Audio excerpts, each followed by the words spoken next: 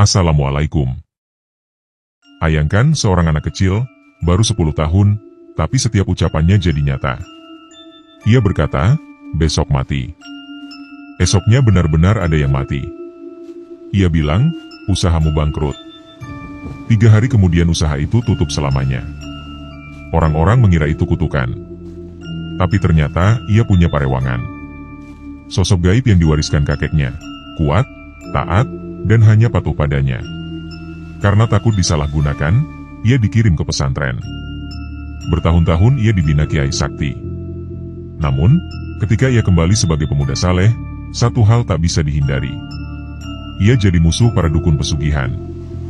Mereka menganggapnya ancaman. 3 dukun dari 2 gunung bersatu. Mereka ingin dia mati malam ini juga. Tapi mereka lupa, anak ini bukan anak biasa. Ia penjaga yang lahir dari doa, zikir, dan takdir. Di sebuah desa terpencil bernama Kedung Songo, hamparan sawah membentang luas sejauh mata memandang. Desa ini dikelilingi oleh rimbunnya pepohonan dan aroma tanah basah yang khas setelah hujan. Suasana tenang dan damai menyelimuti setiap sudutnya, seolah waktu berjalan lebih lambat di sini. Mayoritas warganya hidup sebagai petani, menggantungkan harapan pada musim dan hasil bumi. Tak banyak kendaraan berlalu lalang, dan suara mesin jarang terdengar. Hiruk-pikuk kota terasa begitu jauh, seperti dunia yang berbeda sama sekali. Kedung Songo adalah tempat di mana kesederhanaan dan ketenangan hidup berdampingan. Di tengah-tengah desa, berdirilah sebuah rumah kecil yang tampak sudah dimakan usia. Dindingnya dari bata merah yang belum diplester, atapnya ditutupi genting usang yang sebagian sudah berlumut, dan lantainya masih berupa tanah yang dipadatkan. Rumah itu milik sebuah keluarga kecil, Pak Pono, istrinya Busari, dan putra mereka yang baru beranjak remaja, Dani, yang kini berusia 12 tahun. Mereka hidup dalam kesederhanaan yang apa adanya. Pak Pono menggarap sawah kecil warisan dari almarhum ayahnya. Sawah itu tak seberapa luas, tapi cukup untuk menanam padi yang bisa menghidupi keluarganya hingga musim panen berikutnya. Sementara itu, Busari menjalani hidup sebagai pekerja serabutan. Kadang ia membantu tetangga menyiangi kebun, kadang menjadi buruh cuci, atau sekadar diminta membantu memasak saat ada hajatan. Bayarannya tak menentu, hanya seikhlasnya dari yang memberi. Namun, apapun bentuknya, uang itu selalu ia sisihkan dengan hati penuh syukur, demi menjaga dapur tetap mengepul dan Dani tetap bisa makan kenyang. Meskipun mereka hidup dalam keterbatasan, rumah itu tak pernah kehilangan kehangatan. Canda tawa Dani, sabar dan ikhlasnya Busari, serta keteguhan Pak Pono menciptakan suasana yang hangat dan penuh cinta. Di balik segala kekurangan, keluarga ini tetap merasa cukup. Pagi itu, embun masih menempel di pucuk-pucuk daun ketika Dani bersiap berangkat ke sekolah. Seperti biasanya, ia berjalan kaki menyusuri pematang sawah yang sempit dan basah. Seragamnya tak baru lagi, kemeja putih sudah agak kusam, celana abu-abu tampak memudar, dan sepatunya yang sudah bolong di bagian ujung tetap ia pakai tanpa mengeluh. Dani bukan anak yang banyak bicara. Ia pendiam, cenderung menutup diri, bukan karena tidak ingin berteman, tapi karena hampir semua teman sekelasnya menjauh. Mereka sering mengejeknya karena latar belakang keluarganya yang miskin. Ada yang mencibir bajunya, ada yang menertawakan makan siangnya yang hanya nasi dan garam, dan tak sedikit pula yang menertawakan sepatu tuanya. Namun Dani selalu memilih diam. Ia telan semua hinaan itu, ia bawa pulang ke rumah dan dikubur dalam senyum di depan orang tuanya. Ia tak ingin membuat Pak Pono dan Busari cemas. Di sekolah, Dani selalu duduk di bangku paling depan, memperhatikan guru dengan penuh perhatian. Ia dikenal sebagai anak yang cerdas, rajin mencatat, dan tak pernah absen mengerjakan tugas. Di balik kesunyian dan wajah muramnya, tersimpan semangat besar untuk mengubah hidup. Ia punya cita-cita, ingin menjadi orang sukses, agar kelak bisa membahagiakan kedua orang tuanya yang telah mengorbankan segalanya demi dirinya. Namun siang itu, saat jam istirahat tiba, seperti biasa Dani harus menghadapi ujian lain yang tak tertulis di buku pelajaran, ejekan dan hinaan dari Bagas dan gerombolannya. Bagas, anak dari keluarga berada, selalu mencari cara untuk merendahkan Dani. Ia mendekat bersama teman-temannya dan langsung menyindir keras, "Lihat tuh sepatumu, udah kayak mulut ayam. Bajumu kotor banget, mandi nggak sih? Ucapan itu disambut tawa mengejek dari teman-teman lain. Biasanya Dani akan memilih diam. Namun entah mengapa hari itu ia merasa darahnya mendidih. Mungkin karena lelah. Mungkin karena sabarnya sudah habis. Tiba-tiba, ia mendorong Bagas dengan cukup kuat hingga anak itu terjatuh ke lantai. Suasana menjadi tegang. Bagas bangkit dengan muka merah padam, siap menyerang balik. Namun sebelum tangan mereka sempat saling menghantam, seorang guru datang dan melerai. Pertengkaran pun terhenti untuk sementara, tapi tatapan Bagas memberi isyarat bahwa urusan ini belum selesai. Benar saja. Saat Dani pulang sekolah dan melintasi jalan setapak menuju rumah, ia dihadang oleh Bagas dan teman-temannya. Di tengah sawah yang mulai mengering, mereka mengepung Dani. "Berani ya tadi dorong aku? Sini kalau berani, lawan," teriak Bagas. Dani hanya diam, matanya menunduk. Ia dikelilingi, dicemooh, disoraki penakut. Hingga akhirnya, Bagas mendorong tubuhnya hingga jatuh ke pematang sawah. Lumpur menempel di seragamnya, dan wajahnya yang tadinya tenang kini berubah. Sesuatu dalam dirinya meledak. Ia bangkit perlahan, matanya menatap tajam. Perkelahian pun pecah. Bagas menghampiri duluan, tapi Dani tak gentar. Saat ia memukul, sekali saja, ke arah perut Bagas, tiba-tiba seperti ada kekuatan aneh yang mendorong tangannya. Pukulan itu membuat tubuh Bagas terlempar beberapa meter dan jatuh keras ke tanah. Ia pingsan seketika. Semua teman yang menyaksikan kejadian itu terpaku tak percaya. Bagas yang selalu sok kuat, kini tergeletak tak sadarkan diri. Mereka segera membopongnya, sementara Dani, diliputi rasa takut dan bingung atas apa yang baru saja terjadi, langsung lari pulang. Esoknya, kabar mengejutkan datang. Bagas dirawat di rumah sakit dengan luka cukup serius, tulang rusuknya patah, dan dokter menyarankan ia dirawat intensif. Sejak saat itu, tak ada satupun teman yang berani mengganggu Dani. Bahkan gerombolan Bagas kini hanya menatapnya dari jauh, dengan sorot mata yang tak lagi menghina, melainkan penuh ketakutan. Dani sendiri masih tak habis pikir. Apa sebenarnya yang terjadi kemarin? Dari mana datangnya kekuatan yang mendorong tangannya hingga sekuat itu? Ia tak merasa hebat, tapi tubuhnya, pikirannya, seolah digerakkan oleh sesuatu yang asing. Beberapa hari setelah kejadian di sawah itu, malam turun dengan tenang. Angin berhembus pelan melewati celah-celah di dinding kamar Dani. Di dalam kamar kecil itu, Dani tengah duduk bersila di lantai tanah, di hadapannya buku pelajaran terbuka. Meski penerangan hanya berasal dari lampu minyak yang berkerlap-kerlip, Dani tetap fokus belajar. Ia berusaha melupakan kejadian beberapa hari lalu. Namun, di balik ketekunannya, ada perasaan bersalah yang terus menghantui.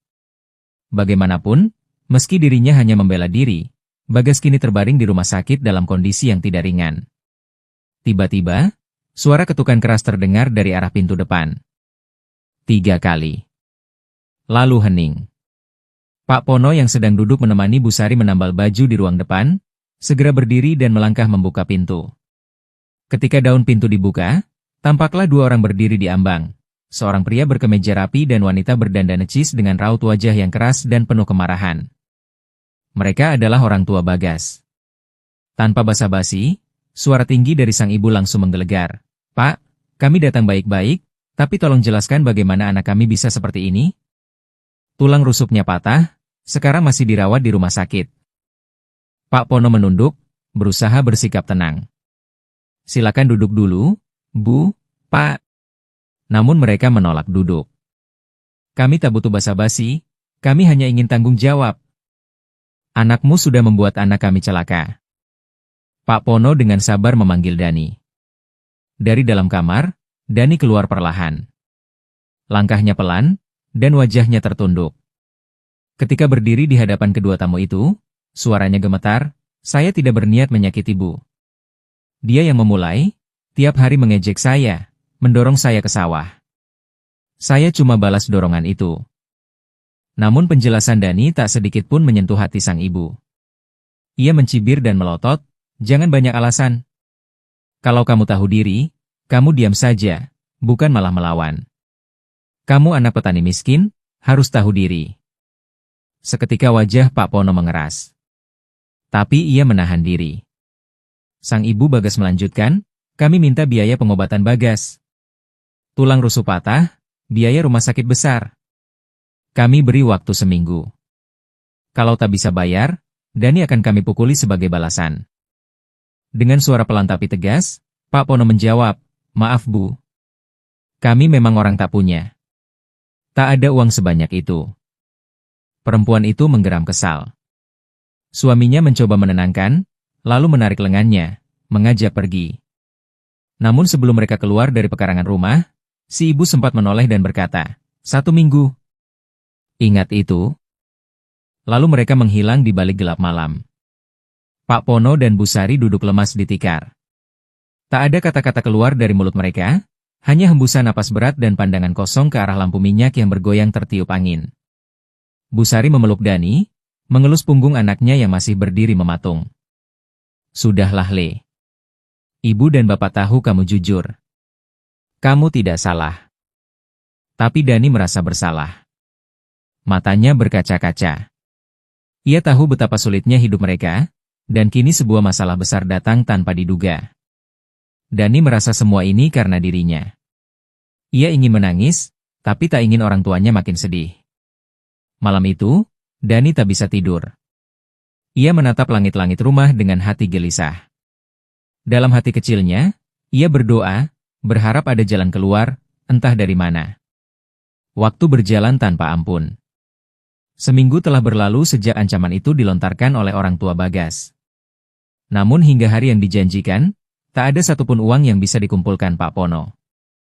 Segala usaha telah mereka coba, menjual hasil panen lebih awal, menawarkan tenaga pada tetangga, bahkan Bu Sari mencoba menjahit baju hingga larut malam. Tapi tetap, jangankan cukup untuk biaya rumah sakit, untuk makan sehari-hari pun mereka harus irit-irit. Hari itu, matahari belum tinggi saat suara ketukan keras kembali terdengar di depan pintu. Suara yang sama. Ketukan yang membawa ketegangan. Pak Pono membuka pintu dengan dada yang berat, dan seperti yang diduga, pasangan suami istri itu kembali datang. Wajah mereka tak ramah, mata mereka penuh bara. Apa kalian pikir kami main-main? Bentak Ibu Bagas, dengan suara tinggi dan penuh kebencian. Pak Pono menghela napas panjang. Maaf, Bu, kami benar-benar tidak bisa. Kalau kami punya, sudah dari kemarin kami beri. Ucapan itu seperti menumpahkan bensin ke api. Sang ibu Bagas mendekat dan mulai mencaci maki. Miskin. Rendahan. Harusnya kalian semua mati saja daripada nyusahin orang lain. Dani yang berada di belakang, hanya bisa menggenggam ujung bajunya sendiri. Tapi tiba-tiba, Bapak Bagas yang sejak tadi diam, melangkah maju dan mengangkat tangannya ke arah Dani, hendak menampar. Semuanya terjadi cepat. Bu Sari yang panik langsung berlari melindungi anaknya. Plak! Tamparan keras itu mendarat bukan di pipi Dani, melainkan mengenai wajah Bu Sari. Ia terjatuh dan meringis kesakitan di lantai tanah. Bu! Dani berteriak sambil berlutut memeluk ibunya. Pak Pono segera berdiri, hendak menenangkan suasana, namun Ibu Bagas justru semakin menjadi. Pantas saja anakmu kurang ajar. Ibunya saja tak tahu diri. Miskin, tak berguna, berani membela anak keras kepala. Lalu dengan sombong, ia berkata lantang, lihat kami. Punya usaha. Punya uang. Kalian cuma benalu di desa ini. Ucapan itu seperti menusuk ulu hati Dani. Matanya memerah, dadanya sesak. Dan tanpa sadar, dari mulutnya meluncur kata-kata penuh amarah, kalau memang begitu lebih baik Ibu Bagas saja yang mati. Dan semoga usaha kalian habis, bangkrut. Keheningan mencengkeram ruangan. Semua mata tertuju padanya. Dani sendiri terkejut dengan apa yang baru saja ia ucapkan. Tapi sudah terlambat. Bapak Bagas hendak menerjang Dani lagi, tapi Pak Pono segera berdiri, mendorong pria itu menjauh. Dengan suara berat dan tegas, ia berkata, cukup. Kami sudah dihina, ditampar, dan dicaci. Sekarang keluar dari rumah kami. Jangan pernah datang lagi. Pasangan itu pun pergi, masih dengan sorot mata penuh amarah. Keesokan harinya, kabar mengejutkan menyebar cepat ke seluruh penjuru desa. Ibu Bagas ditemukan meninggal di dalam kamarnya. Tidak sakit, tidak mengeluh apa-apa, bahkan semalam masih sehat. Ia hanya mati begitu saja. Dan bersamaan dengan itu, usaha suaminya yang semula lancar tiba-tiba bangkrut. Pelanggan tak datang, pegawai kabur, dan utang menumpuk. Dalam hitungan hari, usaha yang dibanggakan itu ambruk seperti daun kering tersapu angin. Pak Pono dan Bu Sari hanya bisa saling pandang. Mereka terdiam. Dani pun tampak murung. Tak ada sorak kemenangan di wajahnya, hanya kebingungan dan rasa takut. Ia tak mengerti. Ucapannya jadi kenyataan. Desa pun mulai bergolak. Warga berbisik-bisik, membicarakan Dani. Ada yang merasa ngeri. Beberapa mulai menjauh. Apalagi setelah kejadian berikutnya, salah satu tetangga yang kerap mencibir keluarga Dani, mendengar Dani menggumam pelan, besok dia sakit aja, karena tak tahan lagi diejek. Dan benar saja, keesokan paginya, tetangga itu jatuh sakit parah tanpa sebab yang jelas. Desas-desus itu menjalar seperti api dalam sekam. Anak-anak tak mau lagi bermain dengan Dani. Orang dewasa pun menatapnya dengan takut-takut. Semua seolah yakin, anak itu membawa sesuatu yang tidak biasa. Jika ia marah, apapun yang diucapkannya, bisa menjadi nyata. Malam itu langit tampak lebih gelap dari biasanya. Angin bertiup lirih, menyusup lewat celah-celah dinding bambu rumah Pak Pono. Di ruang tengah, lelaki tua itu duduk termenung. Pikirannya dipenuhi kecemasan tentang Dani, anak semata wayangnya yang kini dijauhi warga, ditakuti, dan dibicarakan kemana-mana. Tiba-tiba terdengar suara langkah pelan, lalu ketukan halus di pintu kayu. Pak Pono berdiri dan membukanya perlahan. Di hadapannya berdiri seorang lelaki tua berjubah lurik, bertongkat kayu dengan tatapan mata yang dalam, Mbah Arjo, sesepuh desa yang sangat dihormati. Kedatangan Mbah Arjo bukanlah hal biasa. Ia dikenal sangat jarang keluar rumah kecuali jika sesuatu memang sangat penting. Pak Pono tersentak, lalu mempersilakan masuk dengan penuh hormat. Silakan masuk, Mbah monggo duduk. Tak lama, Bu Sari dan Dani pun ikut duduk bersila di atas tikar, membentuk lingkaran kecil bersama Mbah Arjo. Keheningan menyelimuti ruangan sebelum akhirnya suara serak lembut itu terdengar. Pono, Sari Dani. Ujar Mbah Arjo pelan, aku sudah banyak mendengar dari warga.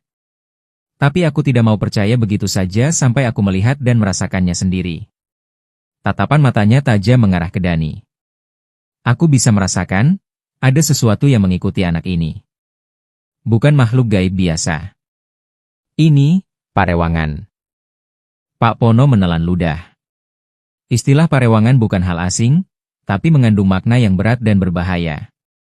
Parewangan? Tanya Bu Sari dengan suara nyaris berbisik. Ia sosok gaib yang menjadi penjaga dan pembantu. Tapi bukan jin sembarangan. Ini sangat kuat. Dan sekarang ikut bersama Dani. Dani menunduk. Telinganya mendengar, namun pikirannya masih mencoba mencerna makna semua itu. Parewangan ini, dulunya milik Mbah Mitro, lanjut Mbah Arjo. Ayahmu Pono. Pak Pono terkejut. Ingatannya langsung melayang ke masa lalu, ke sosok ayahnya, pendiam, tertutup, tapi penuh wibawa. Dulu, jika marah, Mbah Mitro selalu memilih diam, bahkan kadang pergi tanpa sepatah kata pun, ke sawah, ke sendang, atau ke petilasan tua untuk menyendiri. Kini semua itu masuk akal. Dulu kamu masih kecil, Dani, kata Mbah Arjo menatapnya dalam. Kamu sering diajak ke tempat-tempat keramat, ke sendang, ke petilasan. Saat Mbah Mitro wafat, parewangan itu berpindah ke dirimu. Bukan karena kamu memanggilnya, tapi karena dia merasa cocok dan senang padamu. Ia menganggapmu sebagai penerus tuannya. Dani mengangguk perlahan. Ia mulai mengerti. Setiap aku bilang sesuatu saat marah, rasanya seperti ada dorongan dari dalam. Lalu setelah itu, aku selalu kelelahan seperti habis berlari jauh, ungkapnya. Itu karena parewangan itu memakai energi dari tubuhmu, jawab Mbah Arjo. Dia tidak minta tumbal karena tidak dipanggil paksa. Tapi dia hidup dari tenagamu. Pak Pono menarik napas dalam-dalam. Lalu bisa diputus, Mbah? Mbah Arjo menggeleng pelan. Yang bisa memutus hanyalah orang yang pertama kali membuat perjanjian. Dan itu Mbah Mitro. Tapi beliau sudah tiada. Kejadian itu membuat ruangan kembali hening. Lalu, apa yang harus kami lakukan sekarang? Tanya Pak Pono dengan suara berat. Mbah Arjo menatap mereka satu persatu. Bawa Dani ke Kiai Musri. Beliau tinggal di sebuah padepokan tua, di dalam hutan larangan. Ia dikenal sakti dan bijaksana. Meskipun tidak bisa memutus ikatan parewangan, setidaknya ia bisa melemahkannya sementara. Ia bisa mengajari Dani bagaimana mengendalikan emosinya, dan menggunakan kekuatan itu dengan bijak. Dani memandang Mbah Arjo penuh harap. Aku akan berangkat besok pagi Mbah, ucapnya. Mbah Arjo berdiri perlahan, tongkatnya mengetuk lantai bambu dengan irama berat. Anakku parewangan ini bisa jadi anugerah, bisa juga jadi musibah besar. Semuanya tergantung siapa yang mengendalikannya. Ingatlah baik-baik, jangan sampai amarahmu merusak hidupmu sendiri. Setelah itu, ia berpamitan. Langkah kakinya perlahan menghilang dalam gulita malam, meninggalkan keluarga kecil itu dalam keheningan dan harapan baru yang diselimuti rasa takut akan kekuatan yang tak bisa mereka pahami sepenuhnya. Pagi itu, langit tampak cerah. Burung-burung bernyanyi di dahan pepohonan, dan udara desa terasa sejuk. Setelah berpamitan dengan Bu Sari yang tak henti-hentinya menangis dalam doa, Dani dan Pak Pono memulai perjalanan mereka menuju padepokan Kiai Musri. Tidak ada jalan setapak tersembunyi, tidak ada hawa mistis yang menyergap. Mereka berjalan melewati jalan kampung yang biasa dilalui orang-orang, menuju daerah pinggir hutan yang tak terlalu jauh dari desa tetangga. Perjalanan mereka memakan waktu hampir 1 jam dengan berjalan kaki. Sesampainya di sana, mereka melihat sebuah bangunan sederhana namun bersih dan tertata rapi. Halaman luas dengan pohon-pohon rindang menaungi beberapa pondok kayu berjejer. Di kejauhan terdengar suara santri mengaji dengan tartil yang tenang dan teratur. Ini tempatnya Dani, ujar Pak Pono. Beberapa santri menyambut mereka dengan ramah. Salah satu dari mereka segera melapor ke dalam, dan tak lama kemudian, seorang pria tua berwibawa keluar dari dalam pondok utama. Dialah Kiai Musri. Wajah Kiai Musri bersinar damai, tatapannya tajam namun hangat. Ia menghampiri mereka, menyalami Pak Pono, lalu menatap Dani dengan penuh perhatian. Inilah anaknya, tanya Kiai Musri. Pak Pono mengangguk. Namanya Dani, Kiai. Mohon bimbingannya. Ia membawa sesuatu dalam dirinya, dan kami takut jika dibiarkan begitu saja. Kiai Musri mempersilakan mereka masuk. Di dalam, suasananya sederhana namun khusyuk. Kiai Musri duduk di atas tikar rotan dan meminta Dani duduk di depannya. Setelah beberapa menit mengamati dan berbicara pelan, Kiai Musri berkata, anak ini memiliki sesuatu yang tidak diminta, tapi sudah terlanjur melekat. Yang perlu kita lakukan bukan mengusirnya, karena tak bisa. Tapi mengarahkan Dani agar kuat, agar tidak dikendalikan oleh rasa marah atau dendam. Hanya dengan kedekatan kepada Allah, ia akan selamat. Dani menunduk. Ia merasa malu, takut, dan bingung. Tapi ada sesuatu dalam diri Kiai Musri yang membuat hatinya sedikit tenang. Kiai Musri menepuk pundak Dani. Mulai hari ini, kamu tinggal di sini. Kamu akan menjadi santri. Kamu akan belajar agama, belajar menahan amarah, belajar tentang sabar dan ikhlas. Ini bukan hal mudah, Dani. Tapi kamu bisa, kalau kamu bersungguh-sungguh. Pak Pono mengangguk pelan. Saya titipkan anak saya, Kiai. Tolong bimbing dia. Hari-hari Dani pun dimulai di padepokan itu. Ia tidur di bilik kayu bersama santri lain, bangun sebelum subuh untuk sholat berjamaah, lalu belajar mengaji, membaca kitab, hingga bercocok tanam di kebun pesantren. Awalnya, Dani sering merasa lelah dan ingin menyerah. Tapi setiap kali ia marah atau ingin berkata buruk, Kiai Musri memanggilnya dan mengajak duduk, mengajarinya zikir, dan menyuruhnya membaca Al-Quran dengan tenang. Tahun demi tahun berlalu. Wajah Dani mulai berubah. Tatapannya menjadi teduh. Ia jarang bicara jika tidak perlu. Ia lebih banyak diam dan tersenyum. Warga yang dulu takut, mulai mendengar kabar bahwa Dani kini menjadi santri alim, dan bahkan dipercaya menjadi asisten Kiai Musri untuk membimbing santri baru. Dan yang terpenting, tidak ada lagi kejadian aneh. Karena Dani telah belajar bahwa kekuatan sejati bukan pada ucapan yang bisa menghancurkan, tapi pada hati yang takut kepada Allah dan mampu mengendalikan diri. Hari-hari Dani di padepokan Kiai Musri berjalan dalam kedisiplinan dan kesederhanaan. Tapi bukan hanya ilmu agama yang diajarkan oleh sang Kiai. Di malam-malam tertentu, Kiai Musri mengajak Dani untuk ikuti rakaat dan riyadah, berpuasa sunnah, berzikir di tengah malam, serta menyendiri di tempat khusus untuk tafakur dan menyucikan hati. Dani, kata Kiai Musri suatu malam usai tahajud, kamu bukan anak biasa. Dalam dirimu ada sesuatu yang tidak bisa kita abaikan. Kita tidak bisa membuangnya, tapi kamu bisa mengendalikannya. Dani mengangguk. Ia mulai merasakan sesuatu yang berbeda dalam dirinya. Setiap malam saat ia berzikir dalam keheningan, tubuhnya terasa ringan, batinnya jernih. Dan terkadang, ia merasa seolah ada yang memperhatikannya dari balik bayangan. Lama-kelamaan, penglihatan batinnya mulai terbuka. Suatu malam, saat ia tengah khusyuk berzikir sendirian di musyalah belakang padepokan, Dani melihat sosok bayangan berdiri di sudut ruangan. Sosok itu tinggi besar, matanya merah redup seperti bara, namun tidak menyerang, hanya dia menatapnya. Dani bergidik, namun ia mengingat nasihat Kiai Musri, jika suatu saat kamu melihatnya, jangan takut. Parewanganmu bukan musuh. Ia hanya mengikuti kemana arah hatimu pergi. Jika kamu gelap, ia akan gelap. Jika kamu terang, ia akan tunduk dalam cahaya. Dengan perlahan, Dani menunduk dan melanjutkan zikirnya. Sosok itu tetap berdiri, namun perlahan-lahan meredup, seolah ikut larut dalam keheningan malam.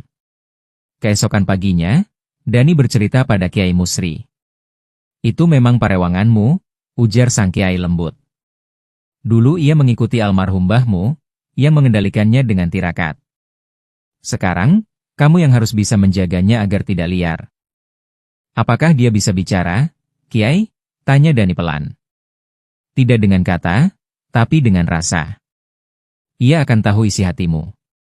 Jika kau marah, ia akan marah. Jika kau tenang, ia akan tenang. Sejak saat itu, Dani tak hanya belajar fikih, tafsir, dan hadis.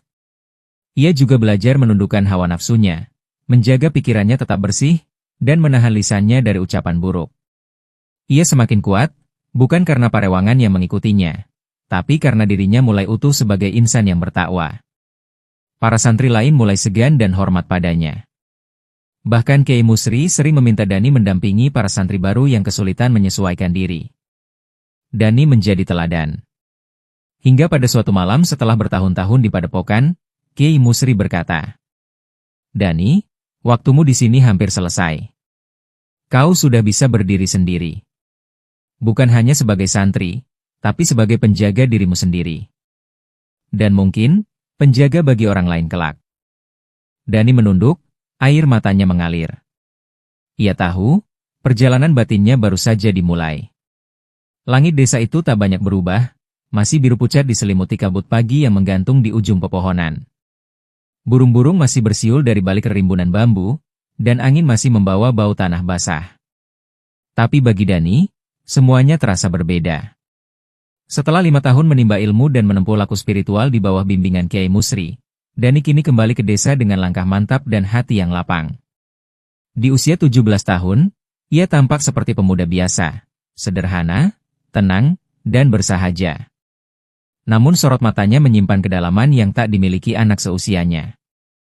Pak Pono dan Bu Sari menyambutnya dengan pelukan hangat dan mata berkaca-kaca. Rumah mereka masih sederhana, bahkan mungkin lebih tua dari saat Dani pergi. Namun suasana di dalamnya menjadi hangat dengan kehadiran Dani. Kau benar-benar berubah, Le, ucap Bu Sari dengan bangga, memandangi anaknya yang kini lebih banyak diam dan tersenyum daripada marah atau gelisah seperti dulu. Tetangga mulai mendengar kabar kepulangan Dani. Sebagian penasaran, sebagian lagi takut, mengingat cerita lama tentang ucapan Dani yang pernah membuat orang celaka. Namun begitu mereka melihat langsung bagaimana sikap Dani sekarang, ramah, sopan, dan penuh kasih, rasa takut itu perlahan berubah menjadi hormat. Anak-anak yang dulu menghindarinya kini mulai berani mendekat. Ia sering terlihat mengajari anak-anak mengaji di surau kecil yang dulu sepi. Para orang tua bahkan mulai mengundangnya untuk membantu membacakan doa atau memimpin tahlilan. Namun di balik ketenangan itu, Dani tak pernah lupa akan keberadaan parewangannya. Ia tahu sosok itu masih bersamanya, setia mengikuti, seperti bayangan yang tak pernah lepas dari cahaya. Tapi kini Dani telah mampu mengendalikan dirinya. Amarahnya tidak lagi meledak, dan setiap kata-katanya dijaga agar tak menjadi senjata. Satu malam, ketika Dani sedang berzikir di surau sendirian, parewangannya menampakkan diri lagi. Tapi kali ini tak mengerikan. Wujudnya samar, tenang, seperti seorang prajurit yang hanya akan bergerak jika diperintah. Aku tidak butuh kau melukai siapapun, bisik Dani pelan. Cukup lindungi mereka yang lemah. Itu saja. Sosok itu hanya menunduk dan lenyap dalam kabut malam. Hari-hari berlalu. Dani menjadi sosok penting di desa, bukan karena kekuatan gaib yang mengikutinya, tapi karena akhlaknya, ilmunya, dan ketulusan hatinya. Bahkan kepala desa pun datang kepadanya untuk meminta nasihat. Malam itu udara terasa lebih sejuk dari biasanya. Di rumah Pak Pono, Dani tengah duduk bersila bersama kedua orang tuanya, mengobrol santai di beranda depan rumah. Candaan Bu Sari menyelingi percakapan hangat mereka, sementara Pak Pono mengisahkan tentang sawah yang sebentar lagi panen.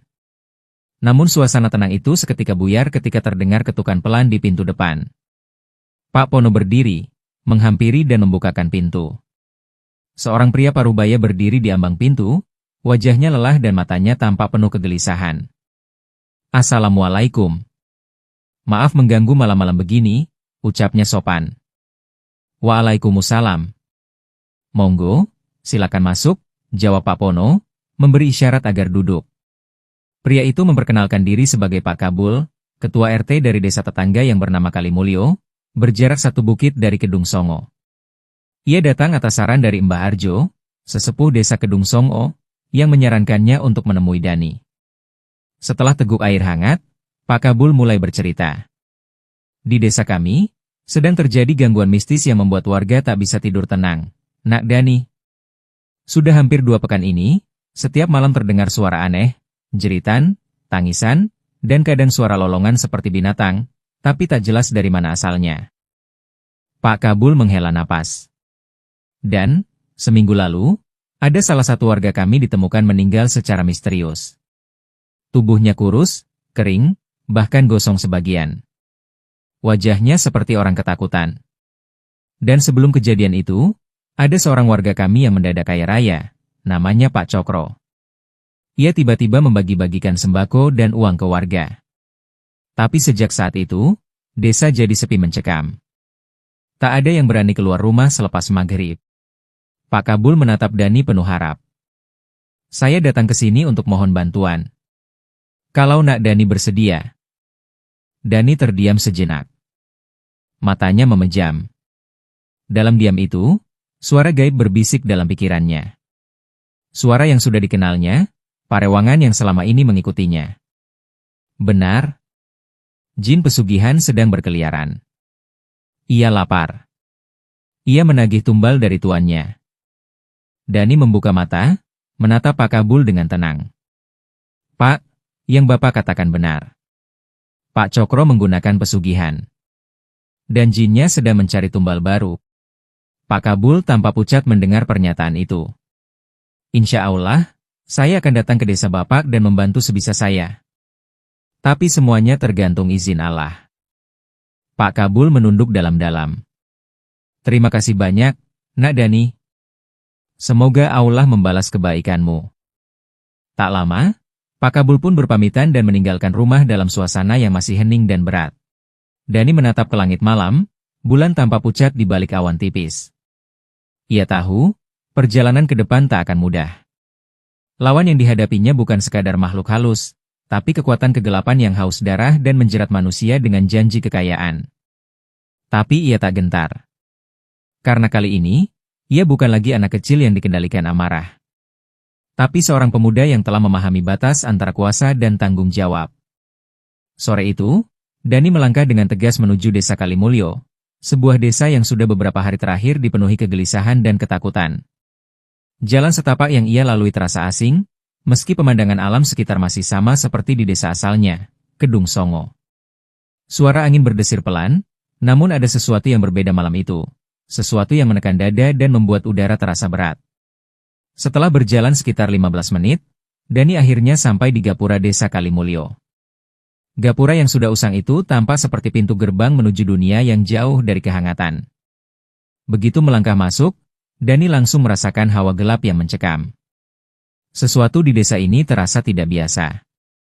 Di ujung jalan, ia melihat sebuah rumah besar yang megah, kontras dengan rumah warga lainnya yang lebih sederhana. Rumah itu berdiri kokoh, namun seolah ada kegelapan yang menyelimuti sekelilingnya, memancarkan aura buruk. Dan yakin, rumah itu adalah milik Pak Cokro. Tanpa ragu, ia melangkah menuju rumah tersebut, menuruni jalan yang semakin sepi dan sunyi. Tiba-tiba, di teras rumah megah itu, ia melihat seorang lelaki parubaya sedang duduk dengan tatapan tajam dan wajah gemuk. Kumis tebalnya yang lebat semakin menambah kesan keras di wajahnya. Lelaki itu duduk di kursi kayu jati yang tampak mahal, namun dengan ekspresi dingin, seperti sedang memandang dunia dengan sebelah mata. Dani mendekat dan dengan sopan mengucapkan salam. "Assalamualaikum, Pak. Maaf mengganggu, saya Dani dari desa Kedung Songo." Namun, Pak Cokro hanya diam, tanpa menjawab. Dani tetap tenang, mengulang salamnya. Tetapi, pria itu tak bergerak sedikit pun, seolah tidak ingin meladeni kedatangan Dani. Setelah beberapa detik, lelaki itu bangkit dari kursinya dengan langkah yang berat. Ia berjalan ke gerbang rumahnya dengan cepat, wajahnya terlihat tidak suka dengan kedatangan orang asing. "Cari siapa?" tanya Pak Cokro dengan suara ketus. Dani tetap sopan meskipun ada ketegangan di udara. "Apa benar ini rumah Pak Cokro?" "Ya, kamu siapa?" "Ada keperluan apa?" jawab Pak Cokro dengan nada kasar. "Saya Dani, Pak, dari desa Kedung Songo. Saya ingin mengobrol dengan Pak Cokro, kalau boleh," jawab Dani dengan rendah hati. Pak Cokro menatapnya tajam, ekspresi wajahnya penuh kekesalan. "Aku tidak kenal kamu. Pergi sana, tak ada urusanmu di sini." Dani merasa ada sesuatu yang salah, namun ia tetap berusaha berbicara dengan tenang. "Lebih baik Bapak tobat sebelum terlambat. Saya datang ke sini hanya untuk mengingatkan." Pak Cokro tertegun mendengar kata-kata Dani. Ia merasa kaget, seolah ada sesuatu yang tak bisa ia sembunyikan. Dari mana bocah ini tahu? Pikirnya dalam hati, namun ia tidak menunjukkan tanda-tanda keheranan. Dengan ekspresi yang semakin marah, Pak Cokro membentak, "Jangan ikut campur urusanku." Dani tetap tenang, meskipun hatinya bergejolak. "Saya tidak ingin ikut campur, Pak. Tapi Bapak sudah mencelakai orang yang tidak bersalah. Bapak sedang memberi tumbal untuk pesugihan. Menumbalkan warga desa ini demi kekayaan yang tidak halal. Pesugihan itu bersekutu dengan setan, Pak. Uang yang didapatkan dari pesugihan itu tidak berkah." Mendengar itu, wajah Pak Cokro semakin memerah, marah dan beringas. "Kamu cuma anak ingusan. Tidak tahu apa-apa. Pulanglah sebelum ajal menjemputmu. Jangan menceramahiku," hardiknya, sambil berbalik dan berjalan menuju pintu rumah, meninggalkan Dani di luar dengan perasaan yang sangat kesal. Dani menghela napas panjang, merasakan kegeraman yang tak terucapkan. Ia tahu, malam ini akan ada sesuatu yang datang, sesuatu yang harus dihadapi, dan ia sudah siap untuk menghadapi segala akibat dari tindakannya. Ia berjalan pelan, meninggalkan rumah Pak Cokro dengan hati yang berat. Tidak lama, ia merasakan sebuah firasat buruk. Kegelapan malam semakin mendalam, dan angin mulai berhembus kencang, menambah ketegangan yang melingkupi desa ini. Malam itu langit Kedung Songo gelap tanpa bintang. Angin berembus pelan, menyapu dedaunan kering yang berserakan di halaman. Dani baru saja pulang dari masjid, setelah menunaikan salat isya berjamaah. Namun, langkahnya tak langsung menuju pintu rumah. Ia duduk di teras, membentangkan sajadah kecil dan melanjutkan zikir, membasahi lisannya dengan kalimat-kalimat Allah. Udara malam terasa tenang, hingga bau amis dan anyir menyelinap masuk ke inderanya, tercium jelas, menusuk. Dani membuka mata perlahan. Ia datang, bisik suara dalam hatinya, suara yang tak lain dari parewangan yang selama ini selalu berada dalam dirinya. Namun kini parewangan itu tak liar, Tak buas, ia hanya menjadi penuntun, pengawas dalam diam, tak pernah lagi melanggar kehendak Dani. Tak lama kemudian, dari kegelapan di ujung jalan desa, sosok besar muncul. Tubuhnya hitam, berasap, bermata merah membara. Jin pesugihan, makhluk yang selama ini mengabdi pada Pak Cokro, muncul dengan aura mengerikan, tubuhnya mengembun kabut pekat yang menggetarkan hati. Aku peringatkan padamu, anak ingusan, teriak jin itu, suaranya menggema seperti petir, kau telah mencampuri urusan tuanku. Kau akan menyesal. Kau akan mati. Ia tertawa menggelegar, suaranya mengguncang pepohonan. Namun Dani tak bergeming. Wajahnya tetap tenang, tatapannya tertunduk khusyuk, lisannya tak henti melafalkan zikir. Tiba-tiba, makhluk itu menyerang, menerjang seperti kilat. Kukunya tajam, tubuhnya mengepul hitam, namun sebelum sampai menyentuh Dani, seberkas cahaya putih melesat dari arah tak terlihat. Brak! Jin pesugihan terpental, tubuhnya menghantam tanah, meringis kesakitan. Aarg!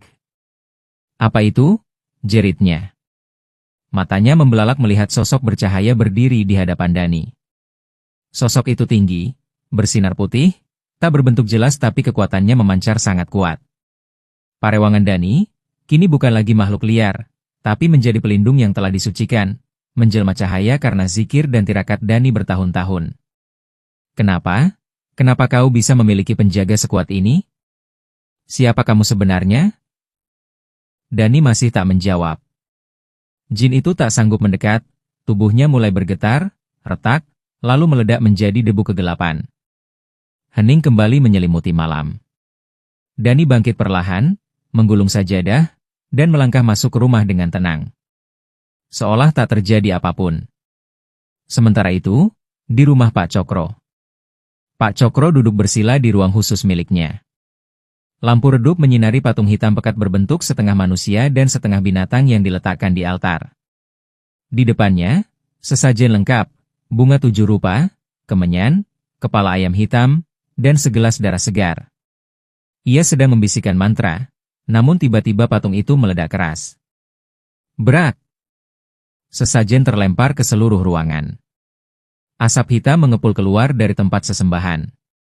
Pak Cokro terpental ke belakang, tubuhnya bergetar sendiri. Wajahnya pucat. Tidak, tidak mungkin, gumamnya panik. Jin pesugihanku, hancur? Siapa anak itu?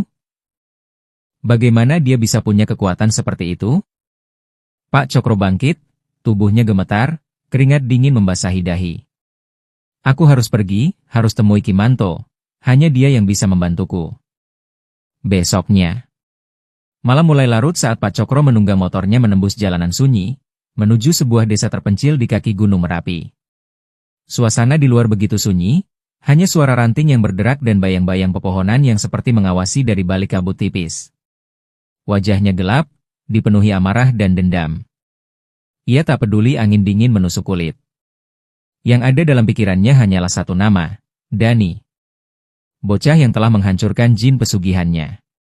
Setelah menempuh hampir 1 jam perjalanan, ia tiba di sebuah rumah tua berdinding papan tebal dengan atap ilalang.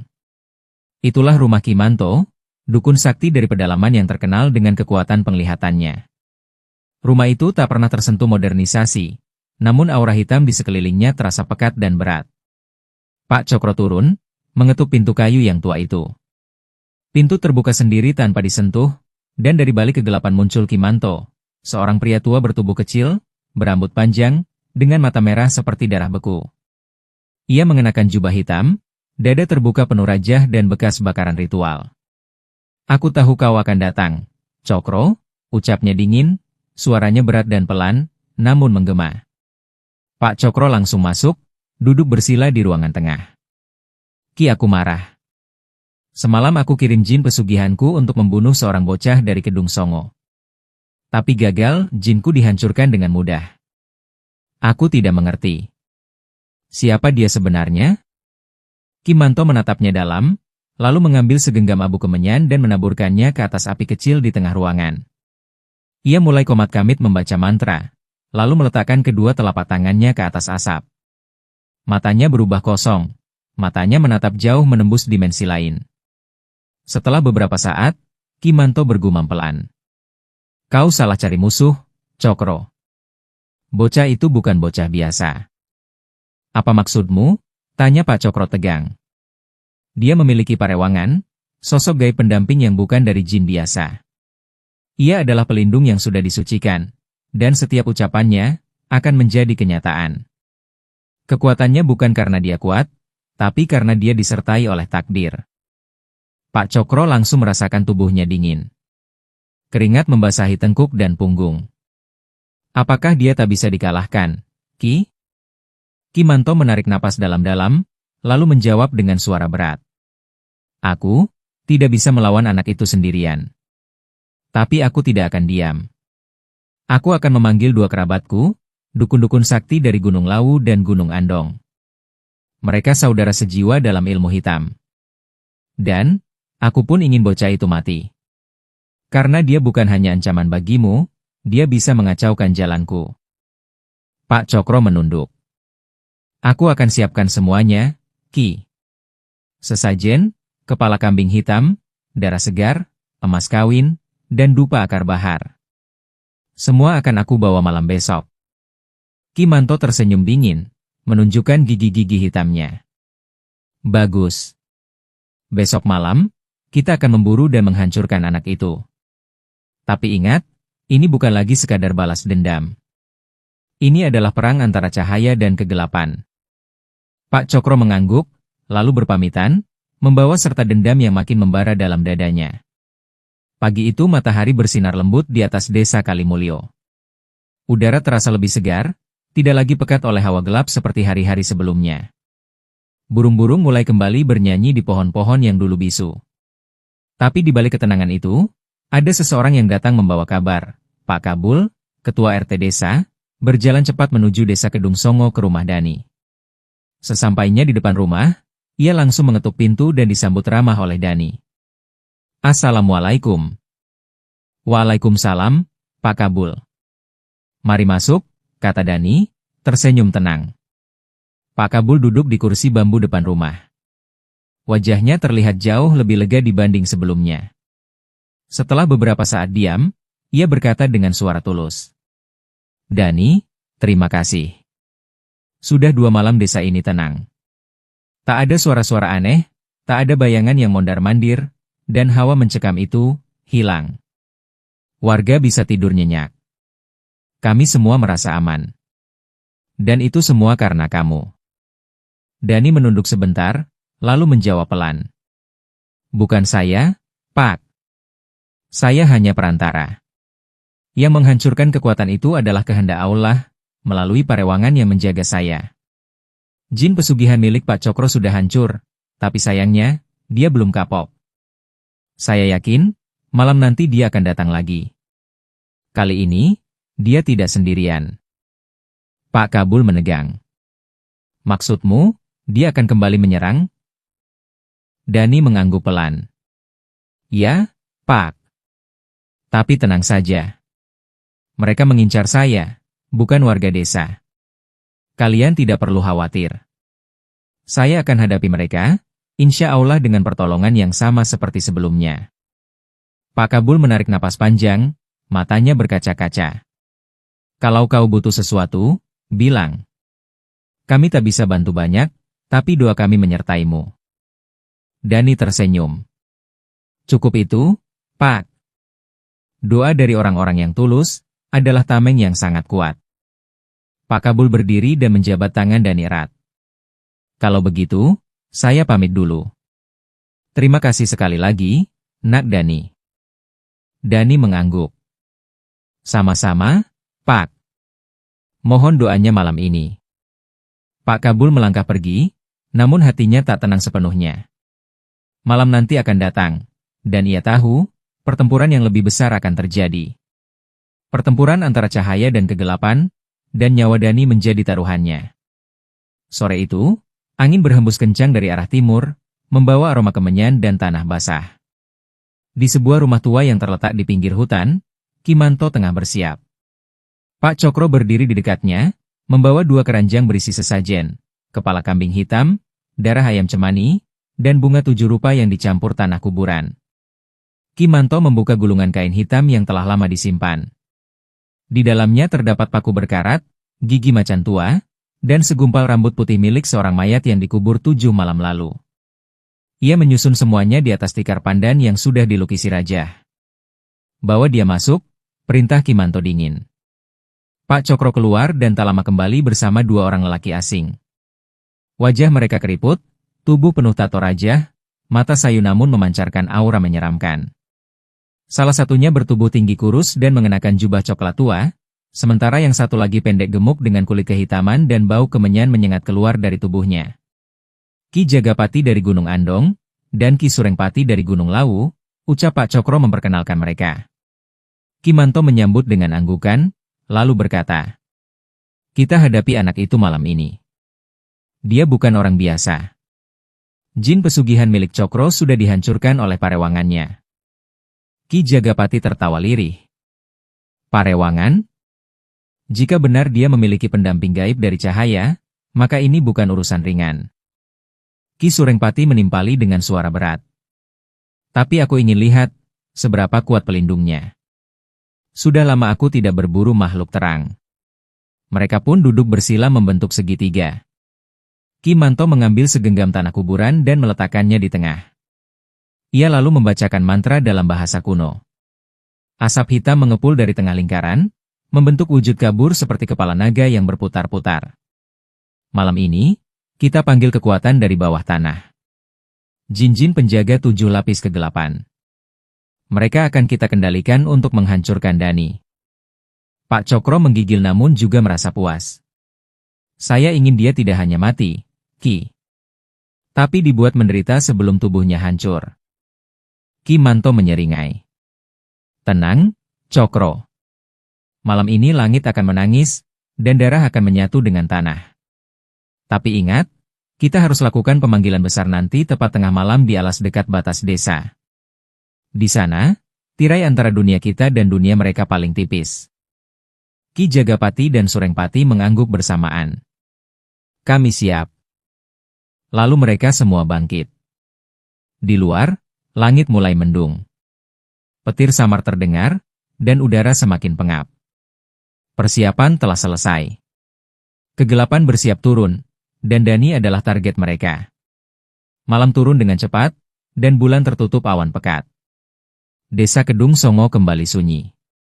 Tapi tidak seperti malam sebelumnya, malam ini udara terasa berat, seolah seluruh langit menahan napas. Di sebuah lapangan terbuka di ujung desa, tepat di batas alas mati, hutan terlarang yang dipercaya menjadi tempat bertemunya dunia manusia dan alam gaib, Ki Manto, Pak Cokro, dan 2 dukun sakti, Ki Jagapati dan Ki Surengpati, telah bersiap. Mereka menggambar lingkaran besar dari darah ayam hitam. Di dalamnya diletakkan sesajen, kepala kambing, dupa menyala, bunga bangkai, dan tulang belulang. Mereka duduk bersila di ujung masing-masing lingkaran, membaca mantra dari mulut mereka yang berbuih kemenyan. Langit mengguntur. Angin kencang berputar di sekitar lingkaran. Suara-suara aneh muncul dari balik semak. Dari balik tanah, muncul satu persatu makhluk kegelapan, jin hitam, siluman bertaring, dan roh-roh penasaran yang terikat oleh mantera mereka. "Bawa kepalanya," teriak Ki Manto dengan suara parau. "Hancurkan anak itu." Dan seketika itu juga, pasukan gaib itu bergerak cepat, terbang melesat menuju arah rumah Dani. Di rumah sederhana Dani, suasana justru hening. Di dalam kamar, Dani sedang bersujud. Zikir tak pernah berhenti dari lisannya. Di dekatnya, sebatang tongkat kayu kecil berwarna hitam pekat, peninggalan dari almarhum kakeknya, tergeletak di lantai. Dari tongkat itu, keluarlah cahaya halus, menyelimuti tubuh Dani. Tiba-tiba, boom! Angin meledak dari luar, jendela terbuka, dan suara raungan ribuan jin terdengar menggema. Tanah bergetar.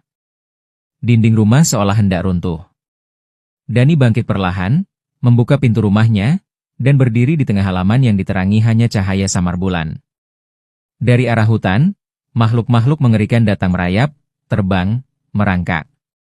Tangan-tangan panjang, wajah rusak, lidah menjulur. Dani mengangkat tongkatnya. Bismillahirrohmanirrohim. Cahaya dari tongkatnya menyala terang. Jin-jin itu menjerit, sebagian meleleh seketika, sebagian lainnya memekik marah.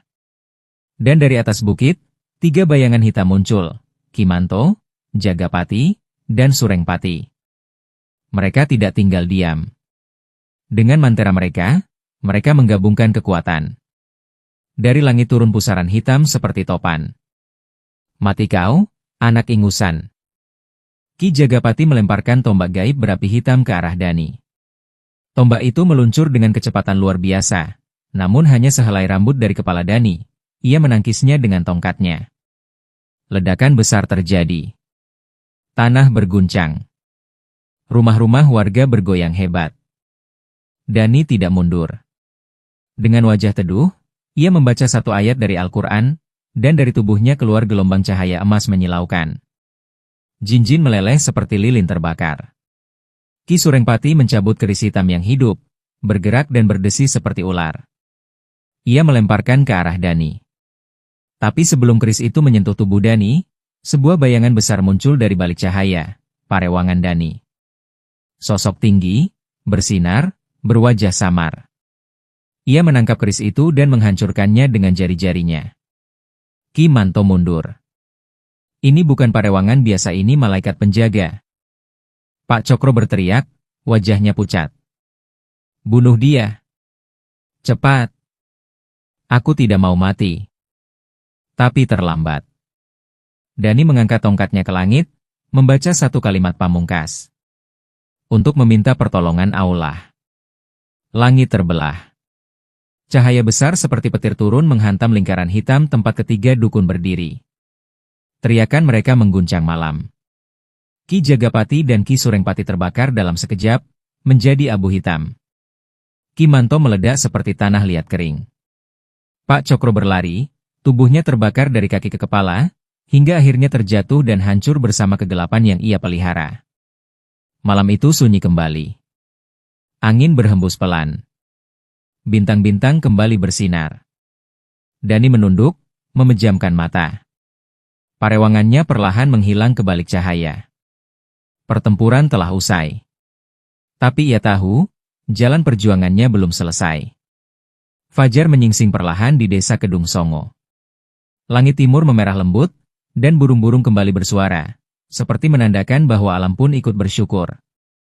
Hawa mencekam yang selama ini menyelimuti desa telah lenyap, digantikan rasa damai yang sudah lama dirindukan warga. Pagi itu, Pak Kabul, Ketua RT, datang kembali ke rumah Dani. Wajahnya penuh haru. Dani, kami tidak tahu apa yang kau hadapi semalam.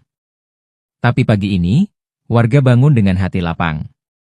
Tidak ada lagi bisikan-bisikan menakutkan di pojok rumah, tidak ada lagi bayangan hitam yang mengintai dari atap.